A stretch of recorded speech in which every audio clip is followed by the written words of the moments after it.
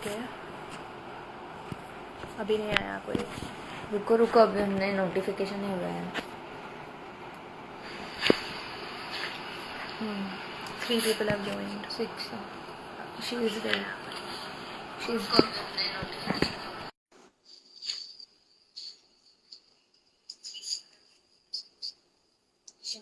Yeah, so we had. I'm sorry for the connectivity issue since it's the rainy season. We face a little bit of an issue. Thank you for still being here and hanging in with us. Sana, if you could please review the last few sentences that you said because the sound wasn't clear, and then we can move ahead. Yeah, so you wanted me tools and apps Right. that we've used. So, yeah, I was talking about like a very, very simple to use graphic organizer which children of all enjoy because it breaks the task up into smaller fragments. That is Poplet. Okay. Us must have and used it in their class. Then there is another online tool which is great for a little older children, maybe grade 3 upwards, called Canva, Mm-hmm. which has templates already there. So if a child needs to Okay. create a brochure, create an invitation, different things, or a poster, the templates Right. are already Right. there. And like, go back to what I was saying, like for special needs children, giving them something which where they use where they start is a little confusing for them.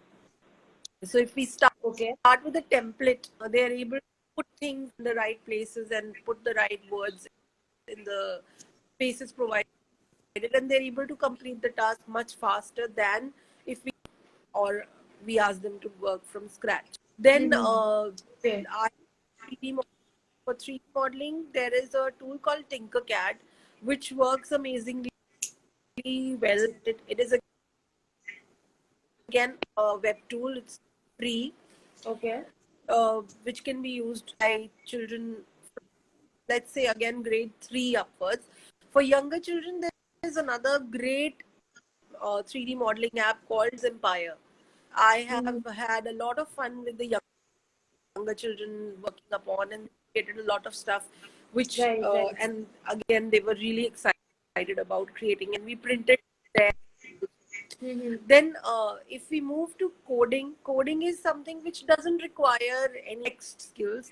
So Right. Right. children who are logically and those who are not very good at reading writing, they can be given coding tasks like, and there are a number of tools, but my most favorite code.org, which has a number of different tutorials for different age groups, for and you can filter it depending on reading ability, whether a child read or not, or is a pre-reader, or if a child is older than Right. that.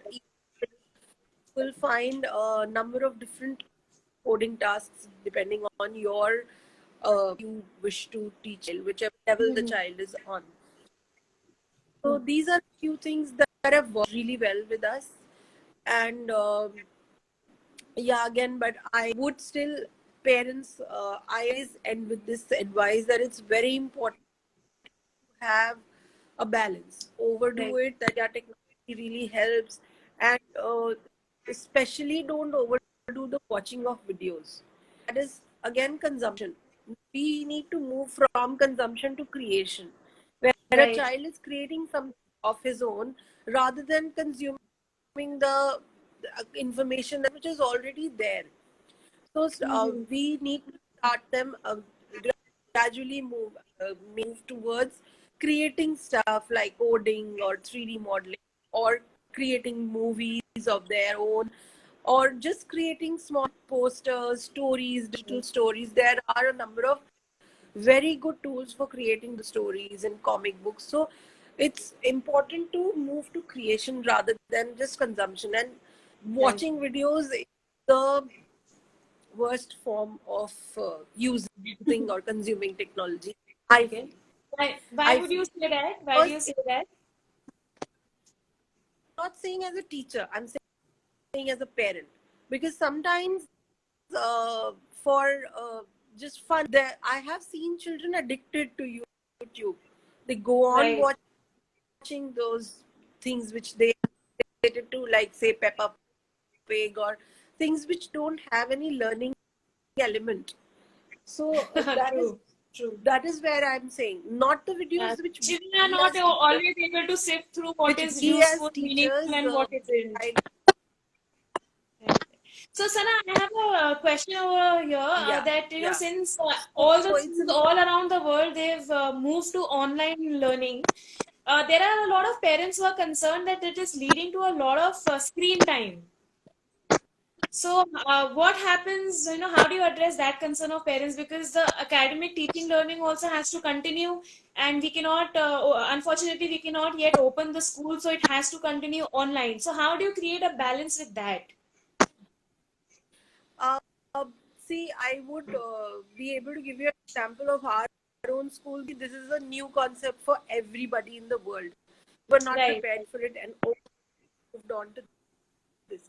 So what we did was we divided the learning into synchronous and asynchronous. Synchronous, of course, was online classes like or Microsoft Teams, where the children were there and they were Right. listening to the teacher, or the teacher was showing them a video or asking them to do something. Let's say in a PE class, they had aerobics, so they were working with the teacher.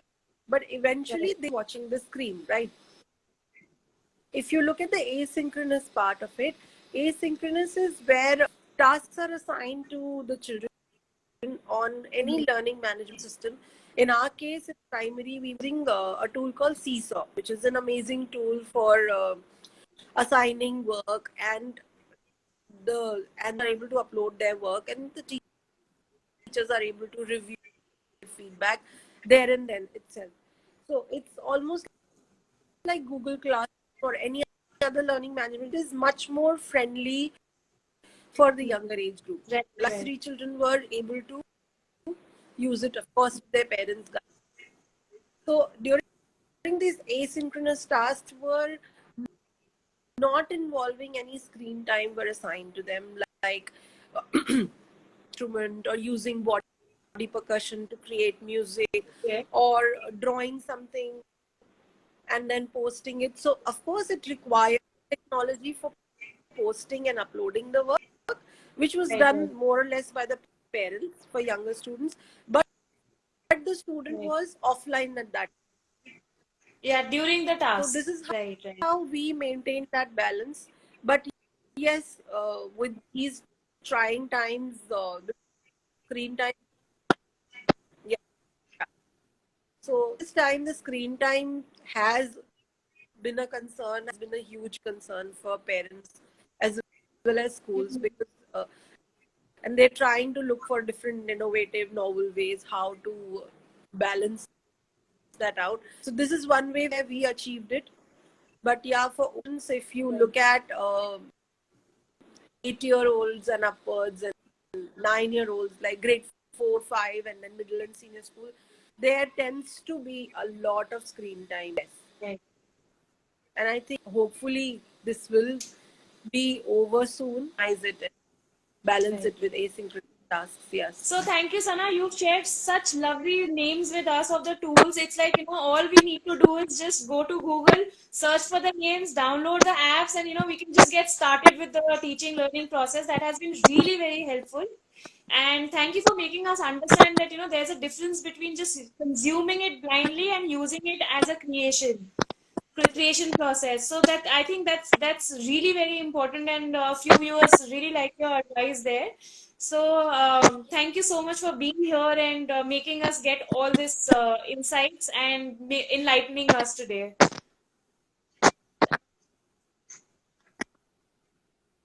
Thank you. It was my Bye. pleasure. Okay, Bye. I would like to thank all our viewers for being here. Thank you for all the support and being a part of this conversation.